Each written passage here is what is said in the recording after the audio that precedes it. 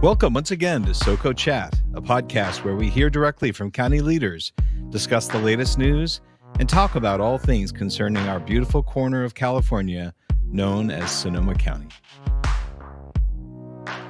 Greetings, everybody. Welcome back to SoCo Chat. I'm your host once again, Paul Gullickson, Communications Manager here at the County of Sonoma.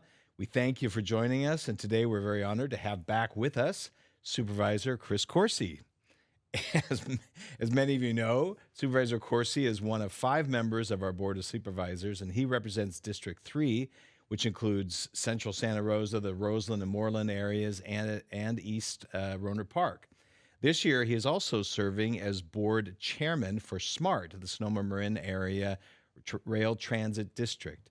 And we've got lots to talk with him about the growing part of our Regional Transportation Center, as well as SMART, and as well as some of the long-envisioned changes that are going on in his district that are finally starting to come to fruition. So we're excited to talk to him about that. But before we get to our interview, we want to start, as always, with our question, a trivia question for today. And many of you know that SMART passenger cars have been going back and forth from Larkspur and the Santa Rosa Airport Station for quite some time. And they've traveled on that corridor. The travel on that corridor goes back a long ways. But our question today is to test your knowledge. In what year did the first passenger train arrive in Santa Rosa? I'm going to give you an option this week. Was it 1870, 1890, or 1905? Be the first to call or email with the correct answer, and you will win one of our limited edition SoCo Chat coffee mugs or any one of our other swag items that we have here. And we'll also throw in a $10 gift certificate to either Starbucks or Pete's Coffee, your choice. Call us at 707-565-2242 or email us at publicaffairs, one word, at sonoma-county.org. And if you're right, you'll be the first to win that prize. And I'll give you a tip. You may even hear the answer as part of our discussion today. I may slip it in there. Anyway, Paul, are you saying that there was a way to get around before the car? There was, believe it or not. Amazing.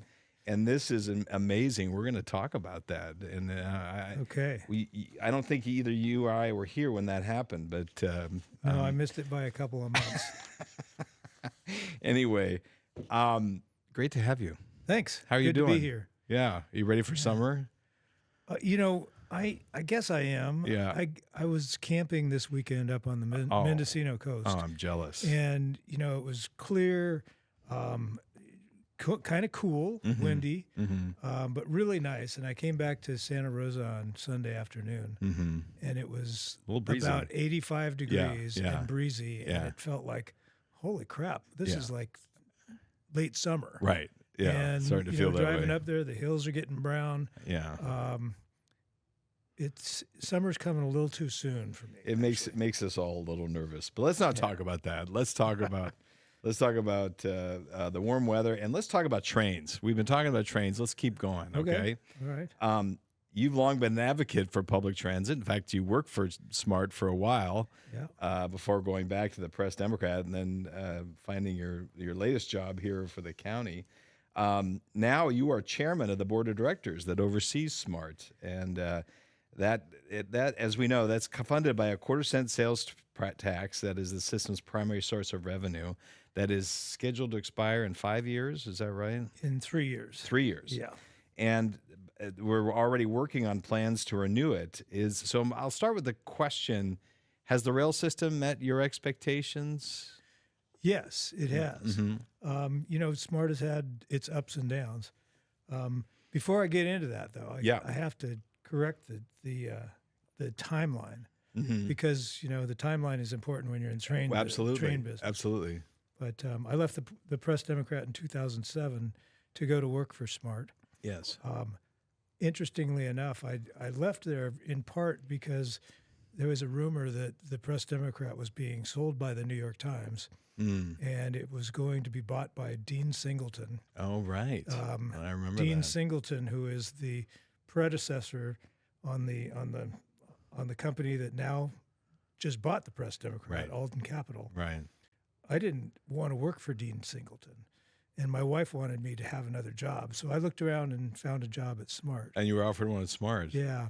Well, instead, the President was sold to Halifax, which was worse than Dean Singleton. Just to complete the timeline here. You were there then. And then shortly thereafter, by the time the election came around, they had sold to a local group of ownership, which is now sold it. But still, That was the beginning of some nice days there. Yeah. So I went to work for Smart in 2007. I was the 5th employee of Smart. Oh, wow. And they hired me to be Smart spokesman, the face in the community. A lot of public outreach. Went to a lot of Rotary Club lunches and breakfast things. Made presentations, hundreds of presentations in the year and a half I was there before the 2008 election. In 2008, voters in Marin and Sonoma, by just under 70%, passed the quarter-cent sales tax. That's a 20-year tax, expires at the end of 2008. So right now we're ramping up for a renewal measure in 2006. Okay. So want to make sure we get it. 2026. 2026. Yeah, well, you're still back on the old timeline. Yeah. I tend to reminisce a lot in my old age. But you are asking if, Smart has met my expectations. It continues to improve. Right now we're running more trains than the original environmental impact report ever envisioned. So we have more service. We carried 1 million passengers in the last 12 months. In April, we carried 100,000 passengers for the first time. Smart, like every transit system in the world, really, just cratered during the pandemic. During COVID, yeah. And since then, Smart has the highest ridership recovery of any commuter train in the nation. And that's amazing. I mean, they've surpassed where they were prior to COVID, right? Quite a bit. We're 45% up from ridership of last year. I don't know anybody who's recovered from COVID that much. Yeah. I think I'm still trying to recover I'm still trying from COVID. Maybe you could hear it in my voice a little bit. Yeah. Anyway, Smart is doing really well. Next month we're opening the Windsor station. That's very exciting. I wanted you to talk about that a little bit. Yeah. Well, Windsor is a big deal. It's a big step forward. It's lengthening the line instead of adding stations in the middle, which is great too. It's always great to have more stations, but this is a step north, and we're already working on the design, the engineering work for the Healdsburg segment. So things are happening at Smart. Well, that's great. And when do we think the Windsor will be? In June?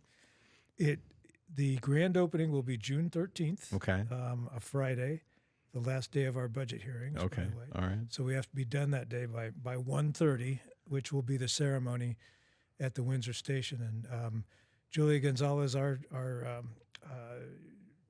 outreach and marketing person now, said today that they're looking at 1,000 people being there for that opening. Oh, that's fantastic. Yeah.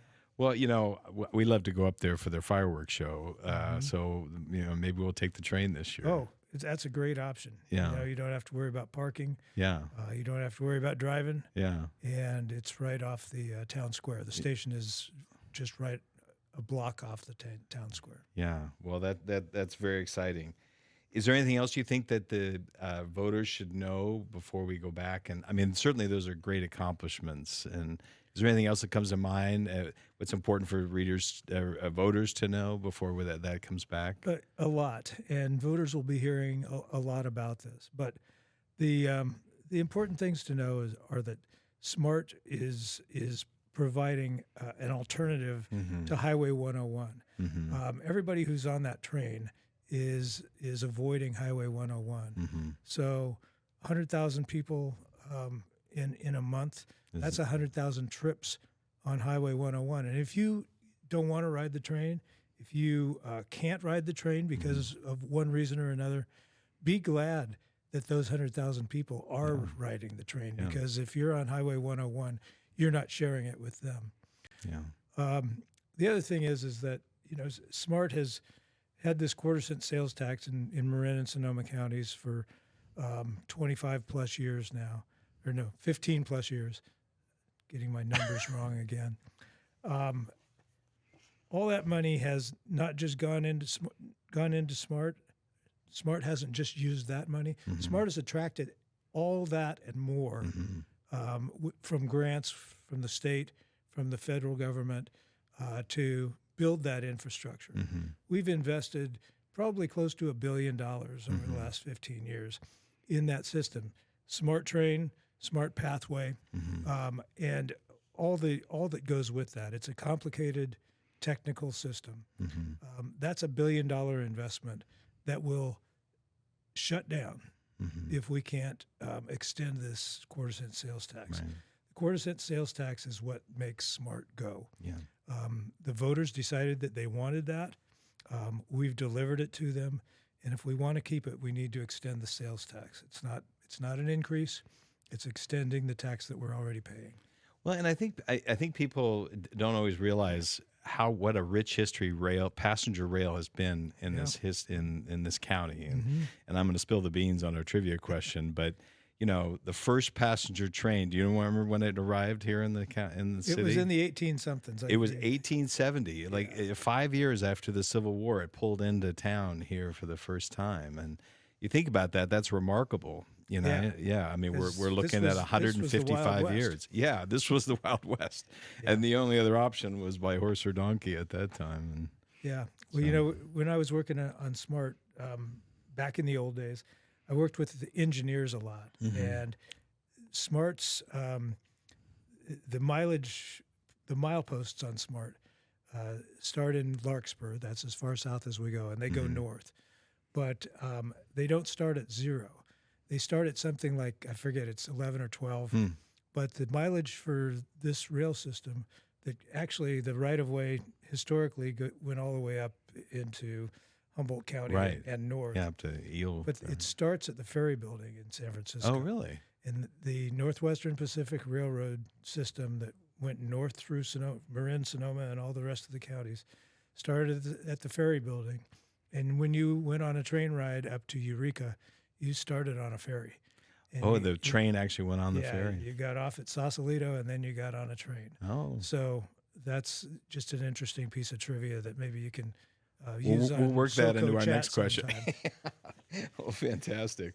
Okay, we got to move on from trains, but I love to talk about trains, and we'll have you on again to talk about that as we get closer to that. But let's talk about homelessness. I know that's another major focus of your work on the board. It is, and it's not as fun as trains. It's not as fun as trains, but it is a reality that we face. Yeah. And I know that the 5-year strategic plan by the board has been to focus on reducing homelessness.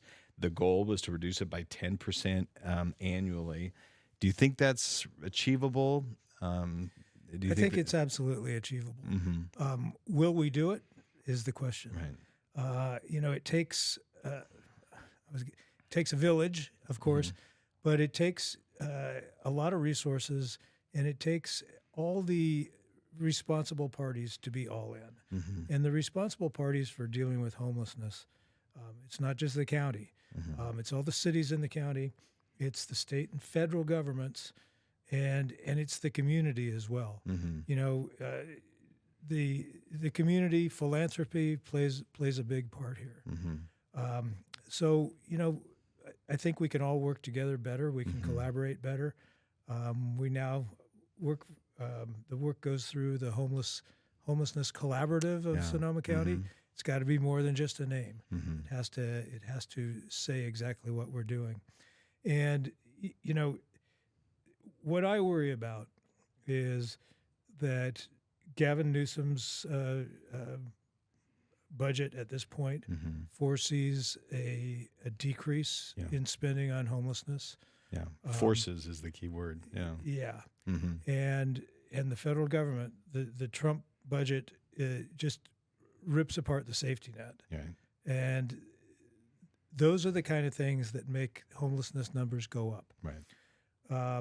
10% a year is a good aspiration. 2 years ago, our point in time count showed that I think it had been from 2023 to 2024, we had dropped by more than 20%. Yeah. This past year, We're up 11%. This year, the numbers won't be out until later in the summer. Yeah. My understanding is the numbers are going to be down. That's what I heard too. Yeah. So it's the count is how we measure things, but it's not an exact science. Yeah. And it helps us see how things are going over time. But I don't think we should only look at those numbers to decide whether we're up or down 10% or whatever percent. Right. If you look at from when we first started doing the count in Sonoma County, I believe it was 2013 or 14, our numbers were up between 4,000 and 5,000 people. And now they're down around 2,000 to 3,000. Right. So over that time, we've spent a lot of money. We've added a lot of infrastructure, human infrastructure, and physical infrastructure. And we've also made great progress in certain categories, right? Like 20-something homeless and homeless families. Yes. And the tough nut to crack are those chronic homeless, single male in particular, long time chronic homeless. Chronic homelessness is our toughest problem. Yeah. And it's our biggest cohort there. Yeah. So. Yeah. Well, we certainly see much more attention and effort being put to that and teamwork among cities and counties and the county. 5 years ago, as an example of this, local voters approved a 1/4-cent sales tax to help protect essential mental health and homelessness services, known as Measure O. We're now halfway through to the Measure O. Now will expire in 2030. Do you see an impact? Is it having an impact in your view? And is it too early to start talking about renewing that tax as well? No, I remind my colleagues and our staff that constantly. It's not too early. This was a 10-year measure. Over those 10 years, it'll probably put $300 million into behavioral health systems and homelessness response in the county. That is making an impact, absolutely, and we have to continue it because we can't continue to take care of the people who need our care in this county if we lose that $30 million a year from the sales tax. Yeah. We've created a system and an expectation, and there's been an increased need. Measure O was passed in 2020. We all remember what happened in 2020. Besides me getting elected, that's when there was something else big happened that year. Yeah, the pandemic, COVID hit, and mental health needs have spiked since that time. And COVID may have gone away or gotten forgotten about or whatever, but the mental health impacts are here and here to stay. Yeah. And particularly at a time when we start to see more mandates and less funding from the federal and state levels for issues like this, it's going to put more and more of a premium on our self-funding for these problems. It is. And, I talked a little bit about the state and federal cuts for homeless services. We've already seen that in the last notice of funding availability that went out to the many nonprofit homeless providers we have in Sonoma County. Every one of them that has contracts with the county had a haircut because we had less money. They came to the board. They asked for some of that to be backfilled. And Nolan Sullivan, our new director of health services, has just let the community know, let the provider community know that he's going to put out another $10 million in Measure O funds for people to compete for agencies to compete for. Half of that will be on the homelessness side, and half of that will be on the behavioral and mental health side.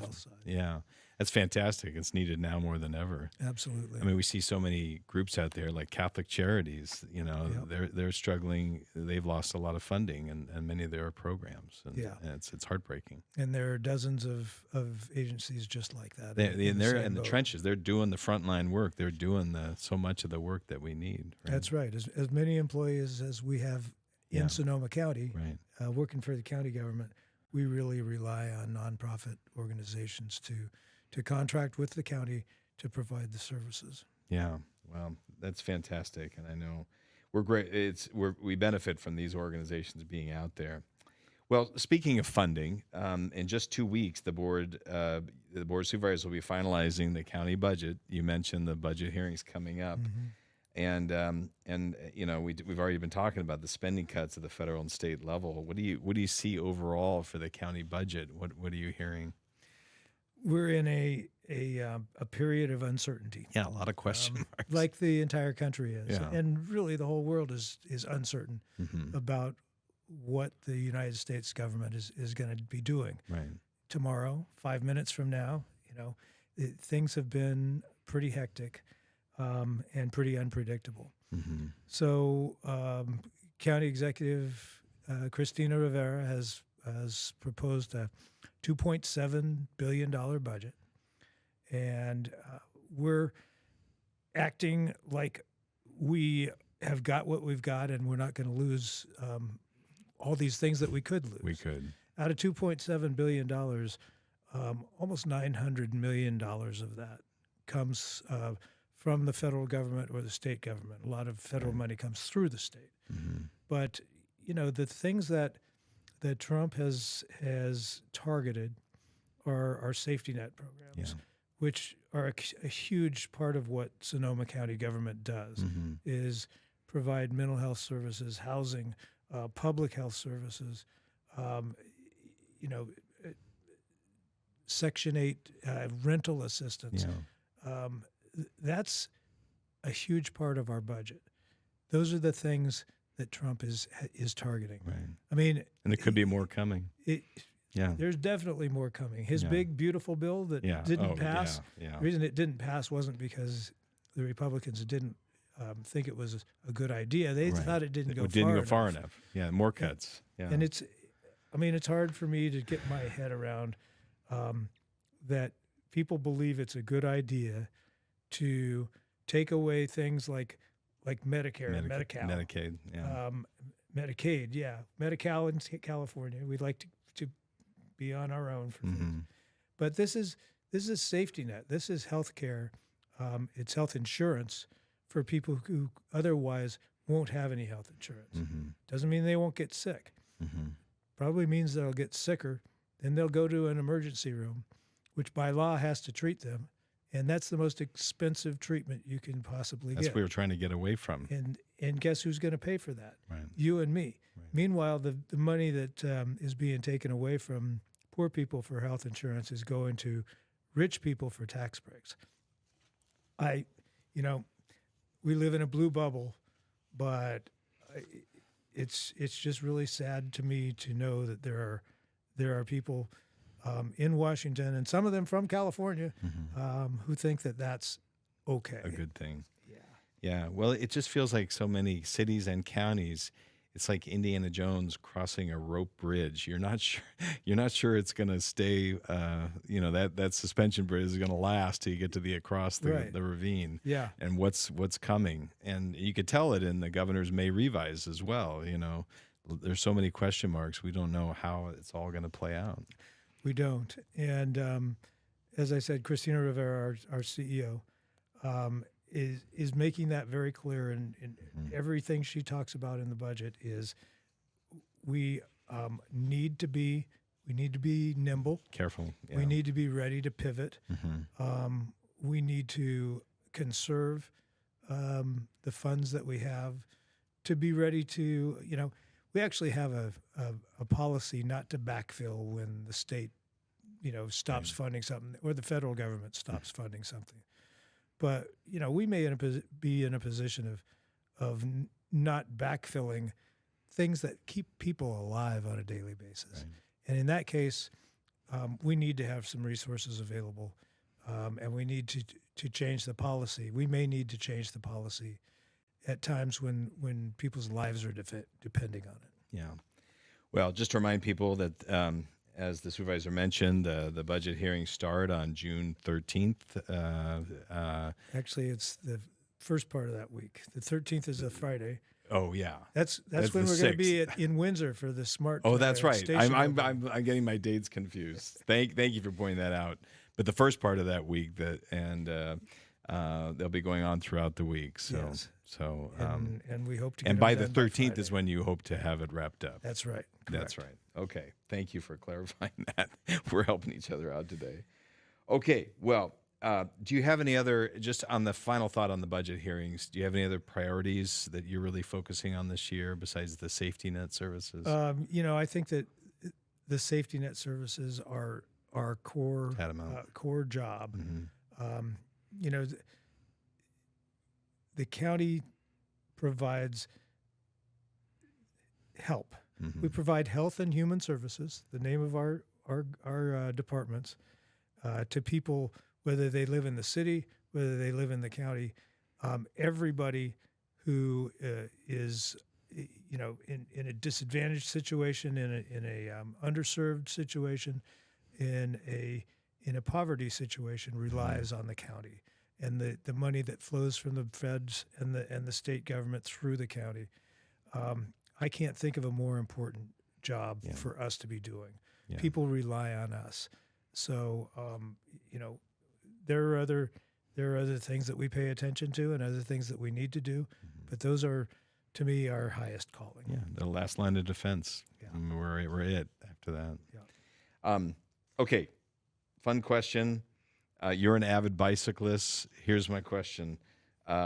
E-bikes, are they a gift from the gods to people like me who don't like to pedal much, or is it cheating? What do you think? Yes. You're not going to insult anybody on this one. No, I think that it really depends on who you are and where you are in your life. I don't have an e-bike. When I need one, I will get one, though. Yeah. I hope that, I have friends who ride their age in miles on their birthday every year. The first person that I knew who did that, I did a story about him for the paper when he was 80 years old. I want to be able to do that. I try to do that every year. Good for you. The mileage is getting up pretty high, though. Yeah. But there are some people who wouldn't be riding their bikes if it wasn't an e-bike. So, yes, a gift from the engineers. Is it cheating? Well, yeah.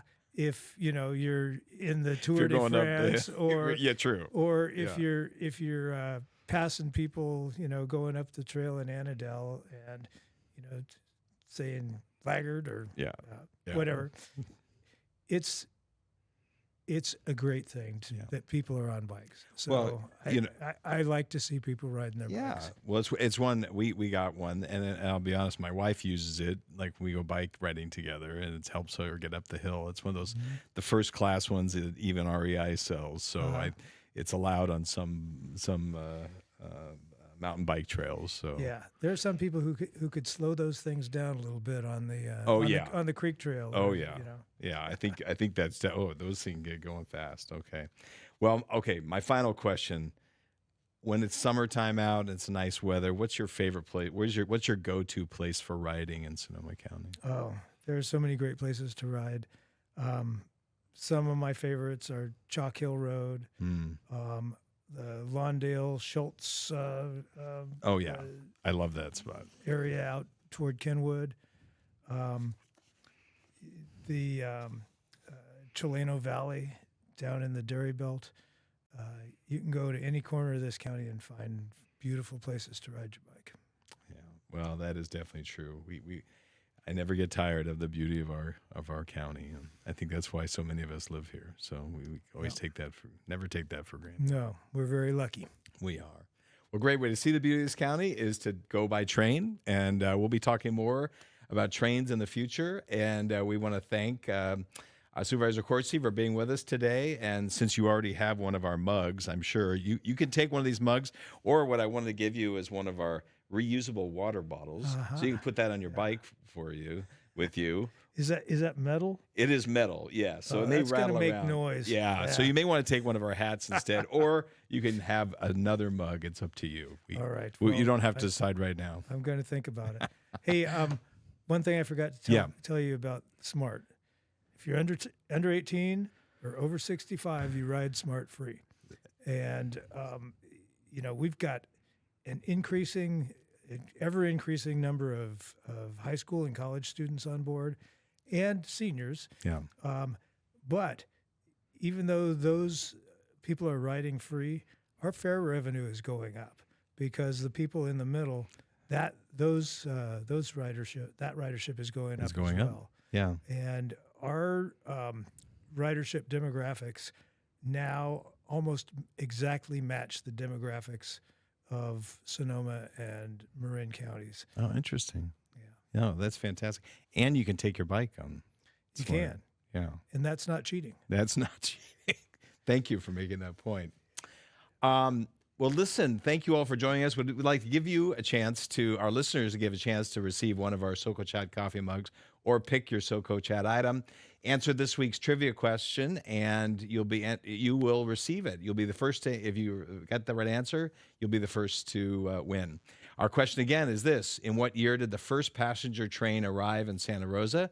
Was it 1870, 1890, or 1905? If you were listening, you'd probably hear the answer. But be the first to call in, and you'll have a chance to win one of our items, as well as either a Starbucks or a Pete's Coffee gift certificate for $10. And also, if you have comments about this or any other segment, we'd love to hear from you. Shoot us a line at publicaffairs@sonoma-county.org or call us at 707-565-2242. We'd love to hear your thoughts. We thank you all, and we hope you continue to follow SoCo Chat on Spotify, Apple Music, Amazon, and, as always, YouTube. We'll see you next time. Thank you, Supervisor Coursey. Thanks for having me.